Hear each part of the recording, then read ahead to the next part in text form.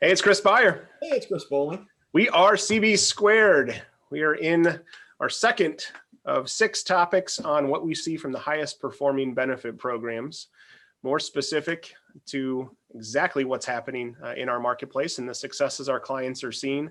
Chris, this week we wanted to talk about getting a second opinion. And that it seems like something that you hear and seems kind of like a simple concept, but that's really helping our employer groups spend less on claims, but also helping employees have a better experience and probably better cost out of their pocket when they need to have a procedure. But you have a story where that probably could have benefited you tremendously with your own personal healthcare journey, if you don't mind sharing. No, I was working out, immediately felt a stabbing pain in my shoulder.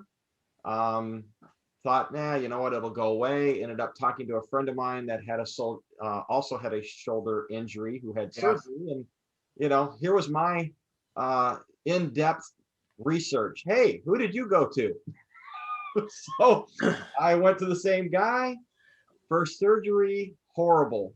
Literally could not move my shoulder after the surgery. After 30 PT visits, he sewed it up so tight. Went in second time, then he loosened it up, and then he wanted to do a third surgery, and that's when my wife went ballistic. So my buddy knows a guy. That's not probably the best way to pick your surgeon. But hey, you know what? I know a guy. Yeah. We all know a guy. So, we've done a lot of work of looking at different options. And you know what, Chris, why don't you explain why this is really catching fire? Why do we have more and more employers saying, hey, I'm looking at these high cost claims, and would there have been a better way to maybe either have a better surgery or a better experience for my employee? I mean, we've seen it as well, that an employee isn't feeling well. They go in and they see their doctor, they get referred to a specialist, they find out they have cancer. And then right away, it's aggressive chemo and radiation, and body just gets beat up. They're traveling to this clinic, and we found out in some cases they didn't have cancer. Right.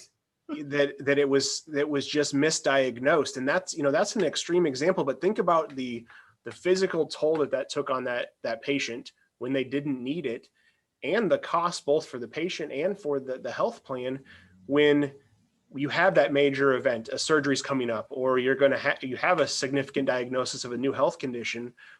Before you have that aggressive treatment or that procedure, let's have you go visit a top tier specialist. Let's have you visit the best of the best and make sure that you really do need that.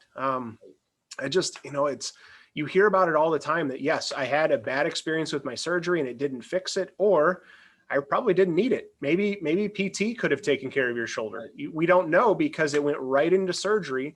And unfortunately, you've had the situation that so many families experience. It's not fun. I'm sure your wife loved the fact that you were going to have a third surgery. You get laid up and nothing. Chris can't do anything. I'm sure she was super happy about that. So. Yeah, and it was in the time when we had 3 young, very active children, and Dad can't do anything again. Yeah, that's not good. Locked into a brace for another 8 weeks, and he wasn't having it. But let's just say that. And she's a nurse, so that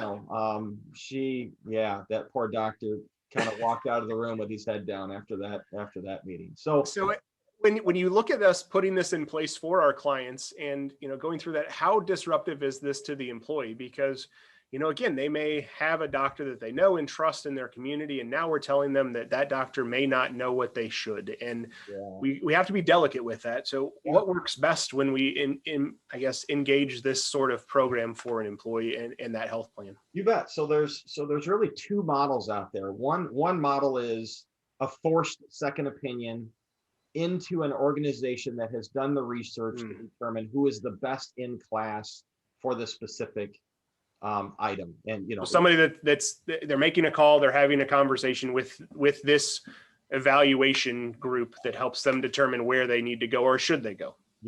So that is one option. It is forced upon you. If I have cancer, if I have a joint replacement, if I have back surgery, that's just the list 3. You have to go through this step. To go through that. That could be disruptive. And I think you and I have both liked the approach of the second opinion is only required for maybe the most severe out there. Yes. Yes. And what we're seeing, again, the benefits of COVID, I hate to keep bringing this up, but a lot of this is now being done virtually. Yes. Is, let's say, I need a shoulder replacement. Well, that, this third party is gathering all my medical records, all my imaging, and they're sending it to their top tier shoulder replacement surgeons.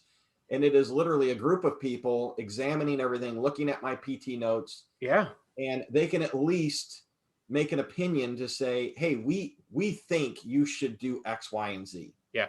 So quickly having access to the best of the best in that collaborative method because of the virtual aspect. I mean, it's just, there's so many things that have come around because we had to pivot with technology and do that differently. And, again, we have to balance both saving money because we know healthcare is out of control costs for the employer, but we also don't want to disrupt the employees more than we need to. And the focus is, let's make it easier and better for you. I've also had 2 knee surgeries that I think I had the right opinion on it, but they still give me trouble.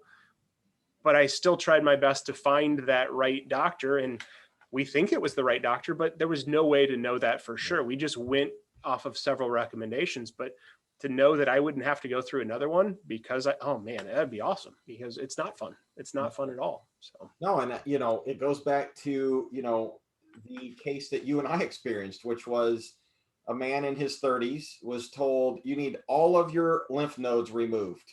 Yeah. That's how bad your cancer is. Goes through this third party who refers him to the top tier cancer specialists in the country, and they come back and said, you don't have cancer. I mean, think of the pain and agony that man would have went through if he could have accepted the first doctor's opinion. Now, most of us, you get something like that, you're probably going to get a second opinion, but it still comes back to, how do you know the second physician you're going to is the right second opinion? Yes. Yeah. So, because you don't want to go for the second opinion to the I know a guy, talk to Chris. He probably knows a guy. He knows a guy. Yeah. He does great work. So yes, it's taking the mystery out of accessing care. And at the end of the day, we want our employees healthy. We want the families to not spend money. We want life to be simple so that they can get back to work and the company continues to grow. All of this comes back to making sure it's done the right way. Yep. So no, I think that's, one financial lever that can certainly be deployed well for employers. Once we know who they are, how they operate, it's all part of that discovery meeting and making sure that we're putting it in the right way at the right time over that multi-year strategy. Right. So how does this connect to direct primary care? Right. We said everything's going to connect. Yep. If I'm going to my physician that's in a health system, they're going to immediately refer me into let's just say it's cancer, into a cancer specialist that's a part of that health system.